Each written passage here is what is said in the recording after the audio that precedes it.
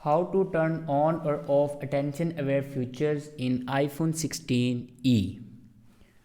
So let's start the video. First of all, open settings. In settings, scroll down and here you can see the option accessibility. Now click on accessibility.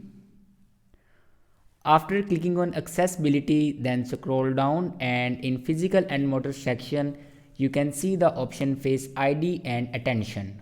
Now click on it and here you can turn on or off attention aware features. If you want to turn off, then simply turn off this button and enter your passcode.